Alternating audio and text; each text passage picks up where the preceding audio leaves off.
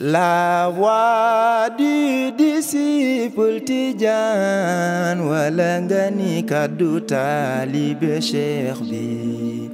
La voix du disciple Tidiane wala nga ni kaddu taalibe Cheikh bi. Taalibe Tijaan bi yëkkatil sa kaddu nit ñi déglu dal di jariñu. Taalibe Tijaan bi yëkkatil sa kaddu nit ñi déglu dal di jariñu.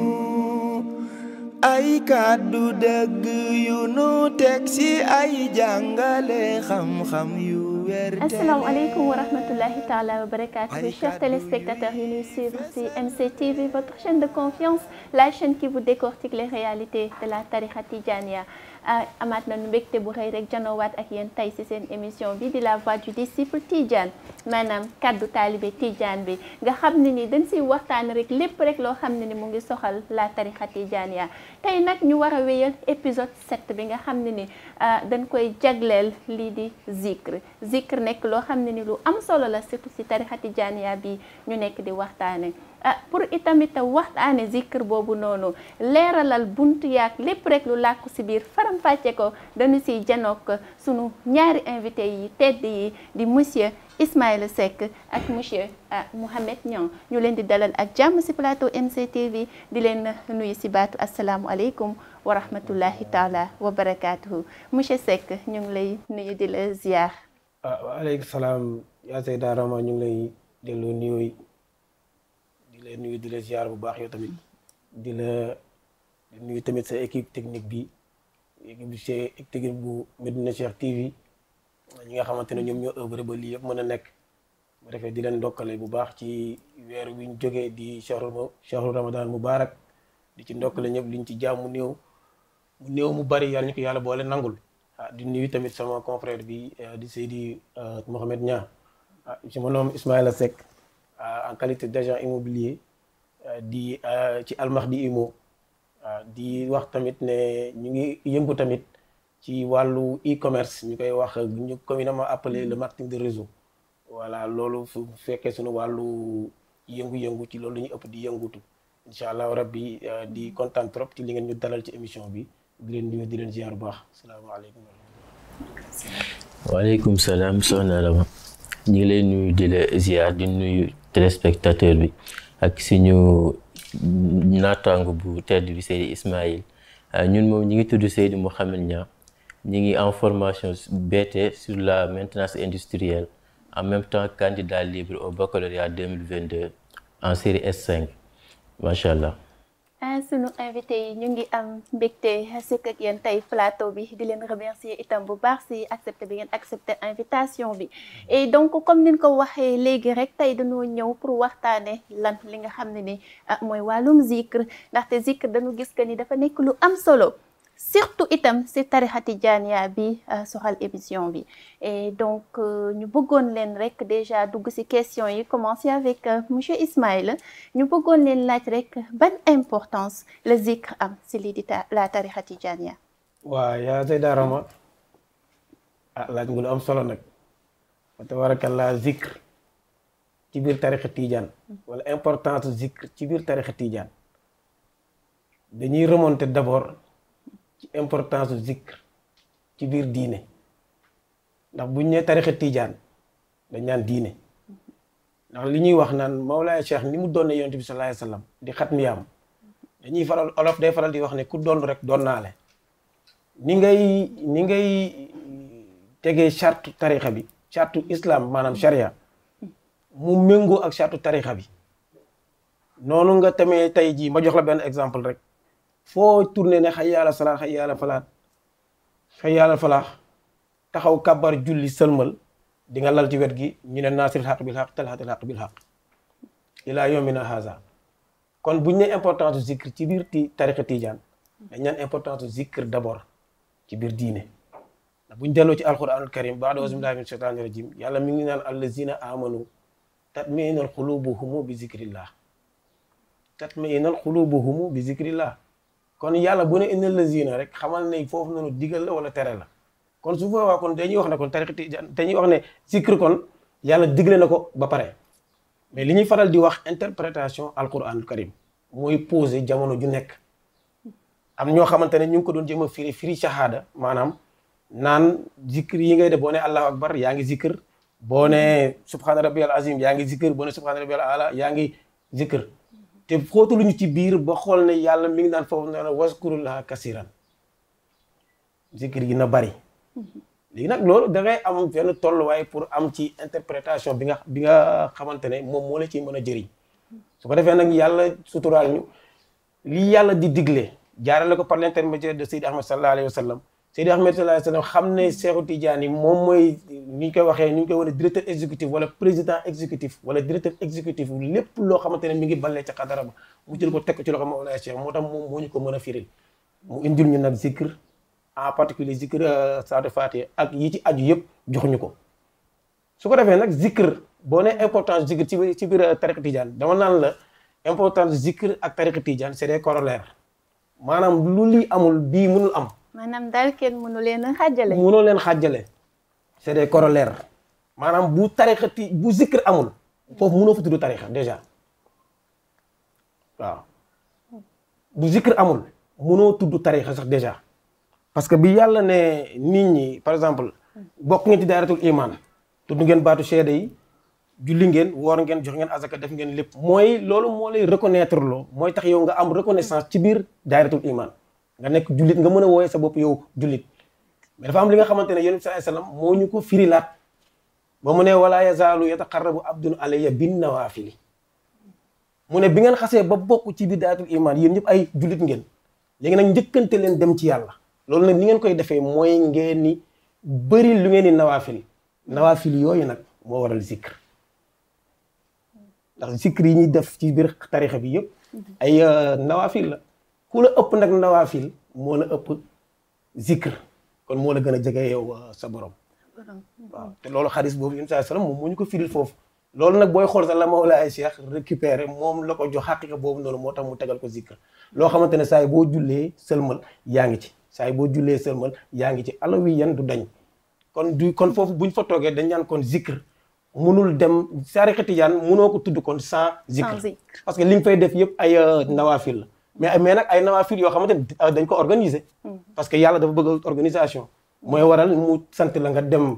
mu am jokkuwaay dalee ko ci tariqatu rabbaani gis nga sang bi ni mu la ko jàngale nañ ko yàlla joxe yonent sallallahu alayhi wasallam ca Tijaaniyatul Usna yonent sallallahu alayhi wasallam gëstu jox ko Mawlaay Cheikh mu jox xutbul ak taabul kabir su ko defee muy continuer nag ba tey jii nii bi ñu ko joxawaatee ci wàllu shahada yow même boo ko naree jël mënoo toog jékki-jékki rek wooye nga bugg a wooye sa bopp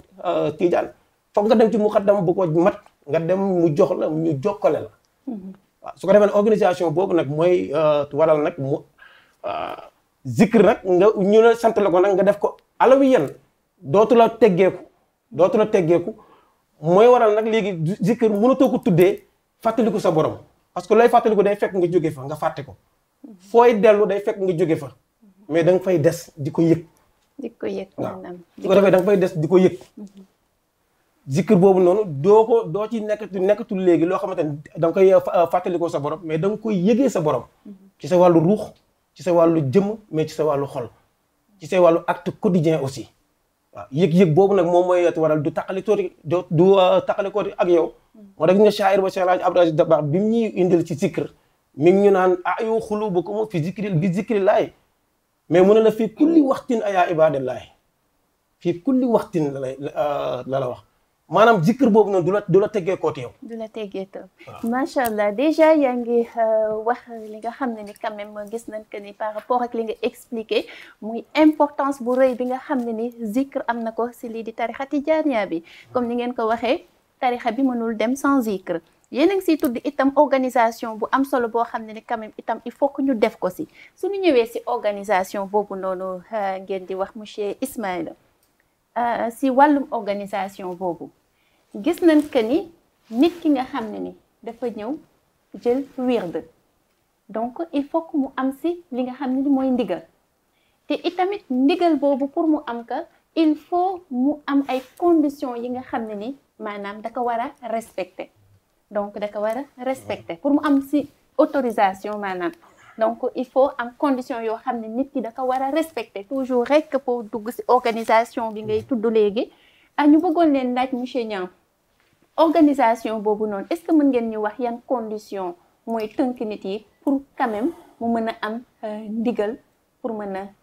wérd. macha allah soxna Rama dañuy ñëw ci Seydi Ismaïl li mu wax léegi ak ni mu définir les zikr ak zikr importance capitale bi nga xam ne am na ko ci doomu aadama bi parce que zikr moom mooy forcer nit ki forcer ruuxam ba jegaloon nit ki yàlla moo tax zikr dafa am ay conditions yu mu laaj ci li jiitu nga am autorisation mais soo seetloo yàlla ci boppam moom moo njëkk a joxe autorisation ci zikr ci képp koo xam ni jullit la comme par exemple rek mu ni inna salata tanha ani fahsaa'i wal munkar parce que zikr julli ci la bokk nat azaka ci la bokk na dem Makka ci la bokk kon zikr dafa nekk lu yaatu mais bu fekkee domaine bi nga xam mooy domaine tariqa tijaaniya foofu dafa laaj autorisation te autorisation boobu ci ki nga koy jëlee mooy ki nga xam ne muxaddam la ci tariqa bi ki nga xam ne am na autorisation joxe zikr tariqa bi mais soo demee ci dit kooku pour waajal pour jël tariqa bi muy muxaddam boobu dafa am yenn conditions yu zikr bi laaj lu ci jiitu mooy sa diina l'islam nga matal ko parce que nit mënul ni day jël werd te respecté wul julli juróomam du natt azaka mu am lu mu demee maaq te du ko def kon kooku su demee naan day jël werd tariqa bi su ko jëlee maanaam du ko jariñ mais bu fekkee loolu mat na respecté na diineem respecté na julli juróomam liñ koy njëkk a digal mooy mu dem ci kilifa gu mat kilifa ki nga xam ne am na autorisation boo xam day jox ba ci Mawlaay Cheikh Ahmed Tidiane Mawlaay Cheikh jaarale ko ci Seydi Ahmed mu àgg ba ci yàlla pour mu su amee demee ba gis nit kooku noonu nag mu jox ko zikr su ko joxee zikr yeneen comportement yi ci nit ki lay delluwaat muy premièrement ci xolam parce que xolam su warta am dara loo xam ne lu ñaaw la mooy kiñaan wala soxor wala yu ni mel parce que xol bi nga xam ne mooy recevoir lumière bi pour ruux bi mën ko aspirer maanaam xol bi bu amee benn bënu maanaam kiñaan wala dara kon kooku lu mu zikr rek zikr bi daf koy rejeter bokk na nit ki suy zikr environnement bi mu nekk environnement boobu dafa war a set c'est-à-dire nit ki dafa war a set ci jëmm dellu comme ça yoon njàpp bu fekkee dafa war a sangu farata mu sangu farata yére muy sol mu set espace bi muy zikree mu set waaye itam ci xelam mu teewlu ci li nga xam ci loolu lay zikr moo xam tur yàlla la moo xam salaatul fatiha la moo xam joharatul kamal mu xam li muy zikr teewlu li muy zikr indi maanaa yi xam njariñ bi li muy zikr njariñ bi ak fan la ko mën a yóbbu waaye itam ci xol bi tamit war na am de telle sorte que mu sopp li muy zikr mu xam li muy zikr sopp ko parce que loolu mooy permettre nit ki sawar ci jaamu yàlla waaye itam kilifa gi koy jox zikr bi mu xam kilifa gi mooy kan waaye itam mu sopp kilifa googu respecté ko wóolu ko tegu ci li nga xam ni la ko kilifa gi teg pour mu jaar ci yoon bi nga xam ne moo koy permettre mu àgg ci boroomam kon loolu mooy permettre nit ki lumière bi mu soxla ci zikr bi mu jariñ ko mooy yéen ñuy wax inna salaata tanha ani fahsaa'i wal munkar waaye lan la ci teg wala zikrullahi akbar boobu day delluwaat ci tariqa tijaaniya muy zikru salaatul fatiha mu nekk li nga xam ne mooy tax nit ki diggante ak yenentu bi sallallahu alayhi wa sallam digganteem ak yenentu bi sallallahu alayhi wa sallam dara doot ci doxati waaye itam dina tax diggante ak Mawlaay Cheikh Ahmed Tidiane dara doot ci doxati mais pour mu am loolu lépp fa mu respecté li nga xam ne sart tariqa bi liñ ko digal mu respecté ko di bu fekkee dafa jël weer de tariqa bi mu yeew 4 heures du matin comme ni ñu ko suñu sang bu tedd di Mawlaay Seydi Mouhamed sa jàngalee di jël 4 heures du matin lazim su lazime xaal ba ñu noddu salaatu mu julli fajar julli suba lal mbalaan wasifa ngoon tamit mu defee ko noonu bu fekkee doole na si yeneen zikru tarbiya comme yi nga xam ni si sang bu tedd bi di Mawlaay Seydi Mouhamed El Cheikh mi ngi defal ay taalibeem ak ñi nga xam ne bëgg nañ tarbiyatu ruux pour accéder li nga xam ne mooy la nit yàlla bëgg a àgg muy monde xaybu ñooñ daa am beneen tarbiya bu leen di jaaralaat muy tarbiyatu ruux loolu mooy forcer seen ruux ginnaaw ba ñuy respecter sartu tariqa bi ñu mën leen a dàkkantele ñii ay tiijaan lañ mais suñu nekkee tiijaan ba pare faaw ñu demaat tamit pour mën a nekk taalibi Mawlaay Cheikh dëgg pour ñu nekkaat ko premièrement faaw ñu sopp Mawlaay Cheikh Ahmed Tidiane te sopp Mawlaay Cheikh mooy sopp kilifa gi nga xam ne jox na la werd parce que sopp bi nga koy sopp mooy tax nga sopp Mawlaay Cheikh Ahmed Tidiane parce que kooku li mu am si cër li mu am si maanaam sañ-sañ ba mën la jox werd si barke Mawlaay Cheikh Ahmed Tidiane la soo tegoo ci loolu nag mu jox la zikru tarbiya moo xam salaatul fatiha moo xam si asmaa'il xusna yi moo xam si johratul kamal wala yu ni mel lu mu la si jox rek nga respecté ko di ko defee comme ni mu la ko santé di ko defee à la lettre di ko defee tamit heure bi mu la ko wax nga ko koy defee waaye itam dafa am lu am solo loo xam ne am na si zikr mooy patience kuy zikr tamit war nga am patience patience yi mooy tax doo yàkkamti pour àgg waaye itam dina la permettre nga gën a jege sa kilifa waaye itam dina la permettre maanaam yow mi nga xam ni da nga doon zikr pour am si cër wala dara ki nga xam mi ngi zikr loo xam ni lu dul jaamu yàlla la kooku moo si gën a mën a bénéficier wu que ki nga xam ne mi ngi zikr pour bëgg na nangam cër nangam bëgg na cër nangam parce que yooyu dafa bokk si yi nga xam ne mooy tax nit ki zikram nangu waaye itam moom mooy tax condition yi nga xam ni war na ko matale mu matale ko de telle sorte que lim si bëgg mu am ko fa tabarakallah. Macha allah donc daal suñu gisee moom yi suñuy leen dégloo on voit que ni y a pas mal de conditions yoo xam ne ni nit ki quand même war na ko jéem a matal yu indispensable yoo xam ne ni war na ko vraiment matal pour mën a am autorisation zikr déjà di ngeen si tudd itam lu am solo la wàllum kilifa bi yéen a ngi wax wàllum kilifa te ndeysaan benn waaju baax mu ngi naan boo leen di tànn kilifa na ngeen tànn kilifa bu ko mat na ngeen tànn kilifa bi nga xam ne ni mën na xuus ak yéen barzak donc pour wane que ne rek importance bi nga xam ne ni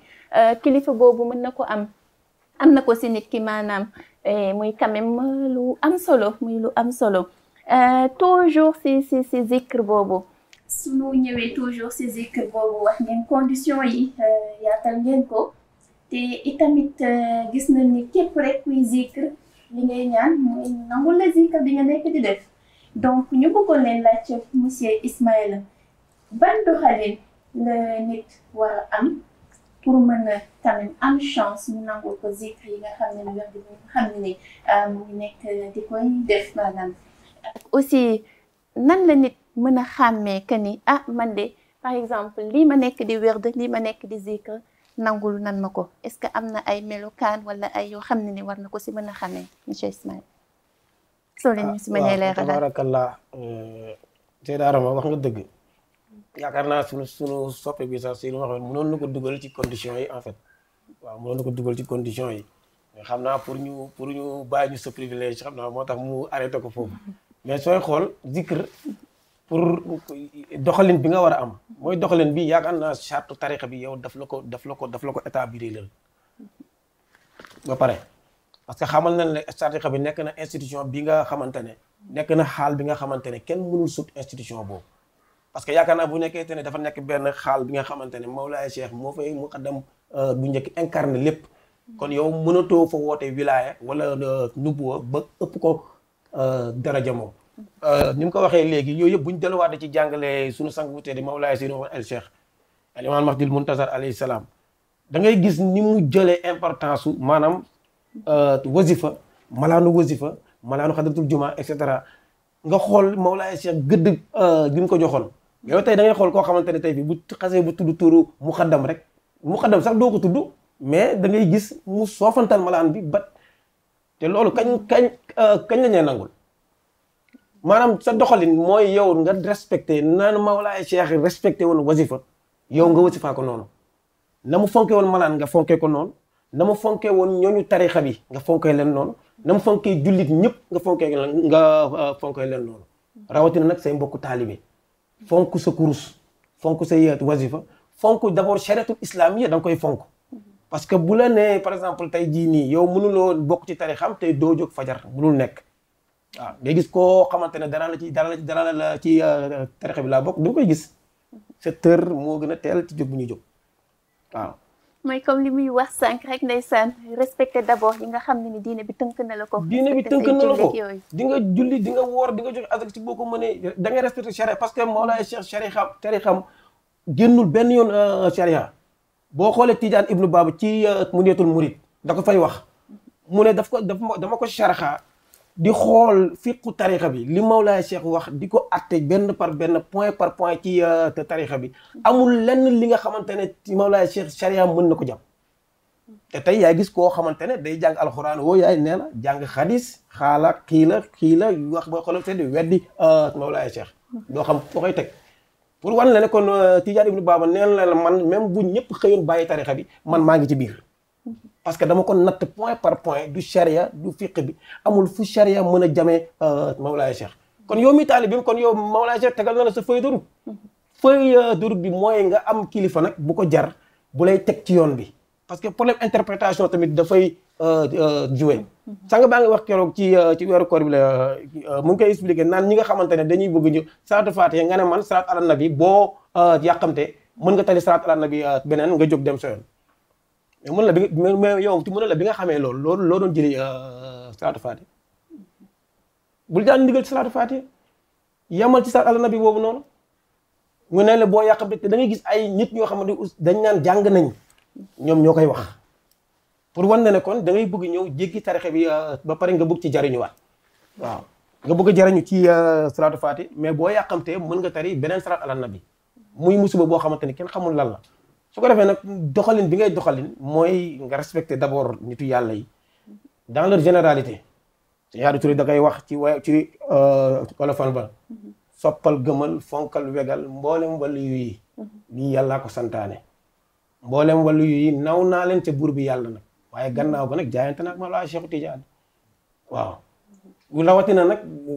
ñooñu tarixa bi nga gën leen a fonk waxul sax sëriñu tarixa bi wala waluyu tarixa bi mais sa mbokk taalibe rek warloo am doxalin bu ñaaw sa digganteeg moom waaw fonk daal sa mbokk taalibe fonk sa mbokk taalibe respecté say wasifa ak say xadatu juma di lekk lu lew di julli di jaamu yàlla di def lu rafet laabal sa xol tamit ci yenn ñaawtee fii laabal sa xol ci wax ju bon laabal sa xol ci wax lu dul dëgg laabal sa xol ci dox farata bu farata jotee nga dox ko am objectif ni ko sang bi di jàngale objectif bi weesuwul mooy nga xam sa farata di ci xëy bés bu ne di ci dox waaw su ko defee nag doxalin yooyu noonu nga mën a aspirer pour mën a wax dëgg yàlla di respecter arkaanu tarixa bi surtout li ñu ne xadatu juma sangam la une heure de temps la war nga ko teewee nga bañ a toog sa kër ba 15 minutes de la fin nga jóg dem naan xaaral ma barkeelu wasifa ay gis ñoo xamante ne fii yàlla ma yàlla baal oustaz lañ wala nabien lañ dañuy way wala question comme ça mun nañ passer seen journée ci ay conférence ay gàmm ay daayira ay kii mais toog ñetti fan tegale ko di toog malaan wasifa mënuñu ko après nga ne yow taalibe Cheikh nga loolu kooku yow kañ ngay jariñu ci malaan ci Mawlaay Cheikh parce que yow leneen lu ñëw mu gënal la sa wasifa programme bu ñëw gënal la xadara programme bu ñëw gënal la wasifa programme bu ñëw gënal la sa kurus waaw te yow maanaam yow léegi yow yëgatoo ne sax wala nga taxaw ci conférence di wax ba nit sax toog di xemmem tarixa bi te yow li ngay wax noonu au fond yow gëmoo ko parce que foofu yow yaa ngi mel ni maanaam da nga yàpp sax Mawlaay Cheikh Tidiane waaw da nga mel ni kuy jouer ak moom parce que yow yaa ngi wax ci tarixam li nga xamante ne au fond yow gëmoo ko waaw mooy li ñuy li ma naan fen nit ñi sax pour am ci ñoom dara sax boobu sax kii na neex na donte ne sax baaxul mais fen sa bopp parce que yaa ngi ci biir tarixam di ci wax li nga xamante ne au fond yow gëmoo ko waaw doxalin yooyu nag mooy lëndëmal sa xol souvent te Mawlaay Cheikh bu xëccee kurusam ci yow pare nga ci moo tax ngay gis nag léegi bases yu bari actuellement ni yow loolu kenn du la ko jàngal sax da nga koy gis ci télé bi ci rajo bi yooyu noonu ñoo xamante ne ñooy wuyoo tarixa taalibe Cheikh Tidiane ñooy daanu ci kàmb gi ba c'est pas la peine. donc daal yu bëri moom nit ki donc wax na ci bàyyi xel pour mën a vraiment am chance ñu nangul ko wirdam wax na ci bàyyi xel bu baax. léegi nag li lay wan ne sa wirdi yow nangul nañ la ko waaw. lu lay wan sa wird nangul nañ la ko est-ce que am na noo ko mën a xamee wala ay fee yoo xam ne di nga gis lii que ne man de vraiment lii nangul nañ ma ko waaw xam nga loolu sang baa ñu ciy dimbali ndeysaan da nga daan toog ak nit mu jox la ay wird jox la ay kii ci biir tarixa bi nga jékki-jékki mun la yow àgg nga ne ko léegi maanaam léegi yow ci nan waaw sang bi ne la nit ki àgg yaakaar naa toog soxlawul nit toog di ko naan yow àgg nga wala nii nga waaw yow yaa koy xamal sa bopp waaw te yaakaar naa le 29 janvier bii ni passé Mawlaay Cheikh firndelaat na ko ne ko ñii taxaw sa wet soxla woo yëkkati yat soxla woo wàcce asamaan si soxla woo ñuulal fii ku nekk ci ñoom balaa muy ñëw ci yow ak tey jii ni fi mu toll xam na ndax yow jariñ nga ko wala jariñoo ko waaw te yaakaar naa loolu kenn ku nekk ci xadaraam da nga ci waxtaan ak nit ku mu doon loolu moom yaakaar naa secret de polichinelle la ndax ku nekkoon nag moom ak yow fa nga jóge boo ñëwoon ci moom nga gis fa la même chose nga delluwaat fa nga jóge mais ku ñëw du bëgg a dellu waaw malgré la pression malgré wax ju bëri ji malgré coow yu bëri malgré bedd bi malgré lu mën a am yaa ngi fa des di subir lépp parce que xam nga ne kii kat fa mu la jëme kenn neen eggalu fa la waaw kon loolu nag yow yaa koy yëg sa xol boo toogee bay am fi nga toll ci tarixa bi ñu nangul la ko wallahi azim lu ci bari da nga koy xamal sa bopp yow rek nit ki maanaam nit ki si boppam mën na ko seedeel boppam da koy seedeel boppam ci wàllu déjà jaamu yàlla yow ni ngay amee yitteewu jaamu yàlla am na benn mbokk bu ma ko doon wax nee na ma benn magam pourtant kiiwu la sang bi mais këram la toog di jëw mbokk mi naan ko xaw ma ci dara de mais moom xam naa ne seen sang bi jaamu yàlla moom tënk na leen ci mais non seulement dugg ko wax ci kanamam moom mais toog nag famille di ko fa wax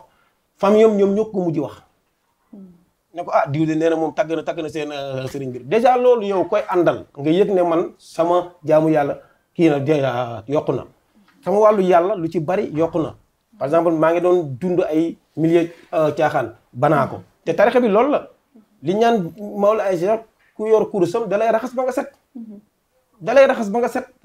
ba nga set boobu nag dafay feeñ ci ay fee ndaxte am na benn waaju baax buy wax mu ni quand même déjà boo jëlee werd rek toog at war nga xool sa bopp ndax avancé nga wala avancé wul boo avancé nga xam ne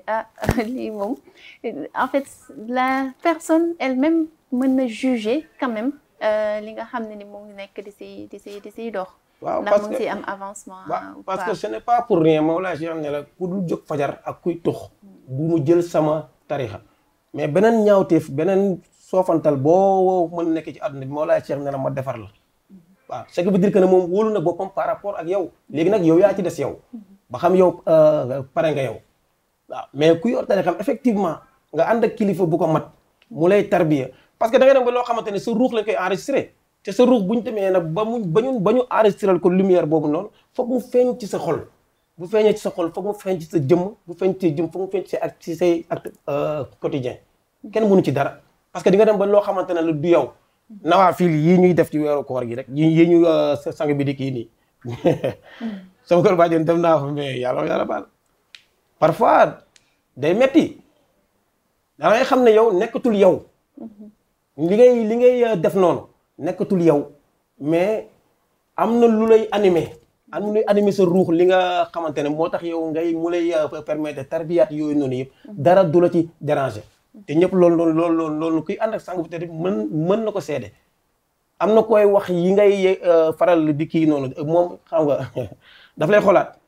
parce que da koy jaaxal yow ne mën a demee sa nekk say activité professionnelle nekk say activité nangam ak nangam ba pare nga retourné waat di mën a assuré waat yooyu yëpp da ngay xam ne kon bu ko ruux bi enregistré ba ruux bi accepté ko foo jaar mu tedd war sa kii waaw foofu la ngay amee na nag li ala bi zikri la tatma'innul qulub waaw góor ga ne yàlla kenn du ko xol du dal dafay daj waaw ki muy daj mooy boroomam à travers ruuxam waaw te ruuxam boobu noonu bu delloo ci cosaanam ci lay mën a dundee nag yàlla dans sa vraie réalité tabarakallah macha allah leeralal yi am na solo xam naa ni moom du lu guddal trop dañuy ñëw rek si suñu dernière question si wàllum zikr bi ñu nekk di waxtaanee monsieur Dieng mu nekk quand même loo xam ne ni dañuy gis par exemple ñenn ñi naan waa xale de moom warul zikr xale warul yore kurus et cetera comme si dañoo jël ñi nga xam ne ay ndaw lañ daal génnee leen si wàll boobu waaw loolu noo leen koy jàngat. macha allah soxna la mu nekk question bu am solo parce que ñi naan xale du jël kurus dafay teel ci moom loolu du xaqiiqa waaye aada la waaye aada la itam mais du sariya parce que yàlla ba mu ne wa maa xalaqtul jinni wal insi illa li ya'buduni bindu ma nit ak jinne lu dul ñu jaamu ma te ba mu ne bindu ma nit ak jinne lu dul ñu jaamu waxul xale bi wala mag bi parce que jaamu yàlla ñëpp la war suñu jëlee exemple si Mawlaay Cheikh Ahmad Tidiane Mouhamad Damraoui jeune la woon te teew da daan zikr da daan jaamu yàlla ba Mawlaay Cheikh su daan yónnee si yeneen bi sallallahu alayhi wa sallam moom la daan yónni kon nga xam ni loolu maanaam dafa nekk aada si Sénégal parce que bari na ñi nga xam ne ay mag lañ jaamu wu ñu yàlla suñu gisee benn xale commencé yor cours di jaamu yàlla rek dañ koy commencé décourager loo naan ko da ngay màggatee ndaw xale nga da ngay dof te li tax ñu naan ko da ngay dof fekk ne ñi nga xam ne ñooy yàq dafa bari parce que am na ñoo xam ne des fois suñu bëggee jël yenn zikr yu si mel ne ay talsam yu ni mel ñemewuñ ko dañuy jël xale yi nga xam ne innocent lañ xamuñu dara te bëgg jaamu yàlla bëgg ku leen dimbali ju leen di exploiter jël zikr yooyu di ko essayer si ñoom te loolu mooy tax nit xale yooyu di détourné wu seen xel di dem li ko waral mooy ñàkk kilifa gu am bu mat kilifa ak aussi ñàkk repère moo waral loolu waaye yàlla su nee jaamu leen ma waxul xale bi waxul mag bi képp ko am xel rek te xam lu baax xam lu bon rek kooku da ngay duggaale si loolu parce que du si mag du si xale waaw mu nekk li nga xam ne lu pur mondial la parce que garab sax soo koy ji soo bañee mu dëng ba nga koy soog a suul nga koy jéem a jubanti nga xam ne mu màggaalee noonu mais fekkee xale bi da nga ko bàyyi si lu mu neex lu ko neex mu dem ba màggaalee loolu pour kooku nga jubanti ko du yomb xanaa kilifa gu mat kilifa mais fekkee sa doom mu nekk xale nga teel koo tàmmal jaamu yàlla teel koo tàmmal zikr maanaam dunduloo ko tarixa tijaaniya booy dem wasifa fajar nga yóbbaale ko donte day nelaw si mbalaan mi sax mais xale la nga yóbbaale ko loolu dina ko permettre dina ko exciter ba mu xam lan mooy zikr ba mu xam lan mooy jaamu yàlla mais Sénégal aada la moo tax ñu naan toujours xale warta yor kurus di wedd te loolu aada la te nekkul si xaqiiqa nekkul si sariya terewu ko xaqiiqa terewu ko parce que yàlla xale la gën a soxla ko mag parce que nee na dénk leen ma seen xale ma téye leen seen mag te yàlla du juum du jaawale lu mu def xam ne li tax mu def ko waaw kon xale bi moom la ñu gën a soxla parce que sooy dem sax entreprise yu mag yi lu ñuy soxla wuñu ay mag mais ay xale la ñu soxla kon xale dafa nekk li nga xam ni maanaam ki nga xam bi ngi nekk fleur de l'âge kooku nga war a gën a mën a dimbali nga xam ne loolu su màggaalee loolu dina doon reflet si moroomu jeunesse bi bu ko defee ñu mën a roy ci loolu dina mu tegu si yoonu siratikal mustaqim yoon bi nga xam ne maanaam kenn dootu leen mën a dévier te loolu sang bu tedd bi loolu la réussir ndaw yi nga xam ne waroon nañoo nekk si naka su dul noonu mu jël leen. ndaxte nee nañu sax Iblis moom itam sax ndeysaan jeunes yi la gën a soxla. jeunes yi la soxla Iblis parce que Iblis tamit comme ni nga ko waxee ndaw yi la gën a soxla parce que ndaw yi ñooy avenir ëllëg bu ndaw bi yàqoo da lay leen di fi yekki zaman yàqu kon moom ndaw ñi lay bëgg a récupérer. defal leen lavage de cerveau jaarale ko comme si ay général yi mu am parce que ni yàlla amee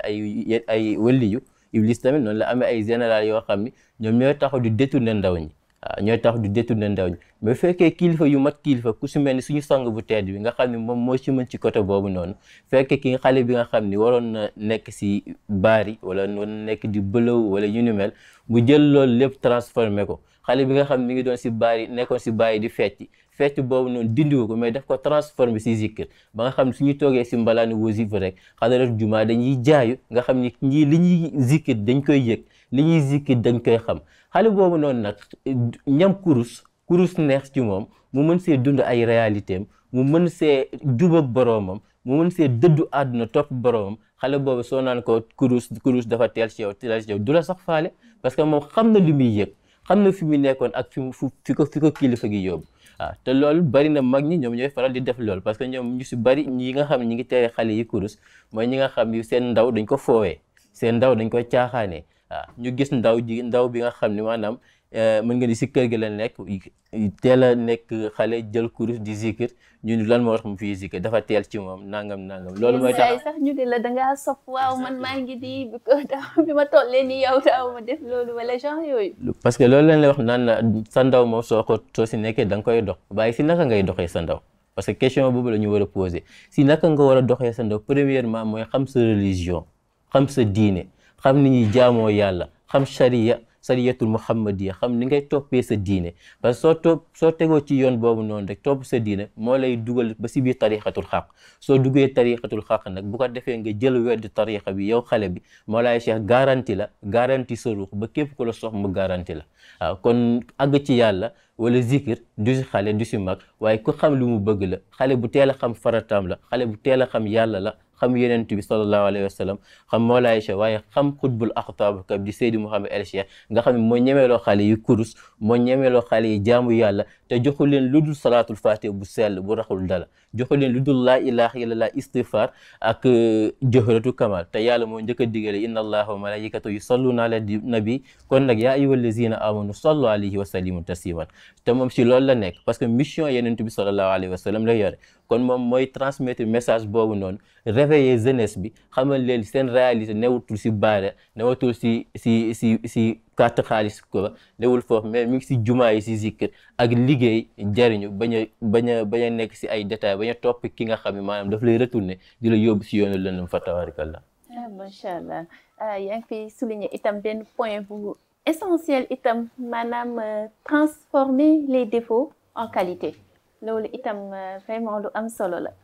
li ñuy wax moom naan lu neex du doy xam naa ni moom dañ koy jéem a yemale fii rek ba beneen yoon incha allah muy ñuy am mbégte bu rëy vraiment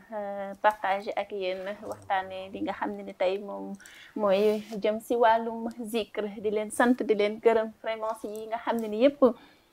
leeralal ngeen ko lu jëm si wàllu boobu organisation yi ngeen fi expliqué conditions yi ngeen fi leeralal ak lépp vraiment muy quand même loo xam ne ni jàng nañ si lu bëri ñu leen di remercier bu baax a baax xanaa bàyyi leen rek ngeen tàggoog suñu mbokk téléspectateurs yi. di nuyuwaat bu baax Seyda Rama ak équipe bi nga àndal fa tabarakallah ñuy wax ne rek li ñu fi wax yëpp rek da ngay gis ne kon day dellu ci yàlla li yàlla naan fa'lam annahu laa ilaha illallah laa ilaha illallah fa'lam annahu laa ilaha illallah boobu ngay yëg ne dara nekk fi lu dul yàlla. waaw dara nekk fi lu dul yàlla ba yàlla namee namam nag ci la ñu indi qad jaakum nuurun minallahi wa kitaabun mubiin muy dellu ci yonent bi rek sallallahu alayhi wa sallam ak alquran karim waaye ba mu bëggee doxal li muy doxal na jël ko teg ko ci loxo Mawlaay Cheikh Tidiane nga yëg ne kon lu Mawlaay Cheikh indi kon leneen mënu ko feete kaw loolu la Mawlaay Cheikh di maanaam yow zikr bi la nar a jariñ ci àdduna sa digganteeg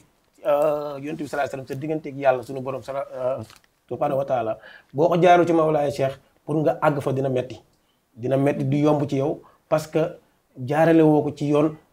bi mu war a jaar waaw su ko defee nag yoon Mawlaay Cheikh nag di prouver loolu ba gis nga mujjug jamono di axiru zaman li muy doy waar yëpp kañ ne moo ko nar a représenté pour doxal lépp ci mystigam ci pouvoir am ci xaqiqam ci xam-xamam lépp mu ne la man ji Imaamul Mahdi al Muntazar ne la man lumière salatu fatih moom laa soxla pour mën a doxal li may doxal kon ci la ñuy waxee ne kon ku salatu fatih rëcc sa zikr dina xaw a doy waar trop di ñaan yàlla rek yàlla bàyyi ci tegginu salatu fatih ci tegginu jawratul kamal waaye ci tegginu Mawlaay Cheikh Sidi Ahmad Tidiane Chérif radiyallahu anhu parce que moom mooy tegginu xaqiqa fak moom mooy tegginu xadratul ilahiyya tabarakallah assalaamu aleykum. macha allah dañuy rafetlu émission bu am solo bi parce que dina réveiller ñu bari ñu gën a xam seen réalité si diine bi ak ci tarixa bi mu nekk lu am solo fa tabarakallah di remercier Soxna Rama ak mboolem téléspectateur bi ak équipe technique bi yëpp fa tabarakallah. macha allah monsieur Niang mbégte la woon bu rëy vraiment sekk ak yéen plateau bi ñu leen di sant di leen gërëm donc chers téléspectateurs ñu ngi leen di remercier bu baax si teewlu bi nga xam ne yéen a nekkoon di ñu koy teewlu si émission bi di la voix du disciple Tidiane muy émission bi nga xam ne da leen di faram fàcce lépp loo xam ne rek mu ngi soxal li di tarixa Tidiania bi di la tarixatul haqi comme ni ñu koy waxee donc ñuy remercier ñëpp ñu doon suivre di remercier aussi toute l'équipe MCTV ñu ngi remercier ñëpp di leen wax rek à très bientôt inchallah avec beneen épisode bu leen di indiwaatal toujours rek ñu xuusaat si lii di la tarixa Tidiania di leen tàggu si baatu assalaamu aleykum wa rahmatullahi taala wa barakatuh. C'est la chaîne qui éclaire pour vous servir. Veillons à ce que chaque information soit pure. MC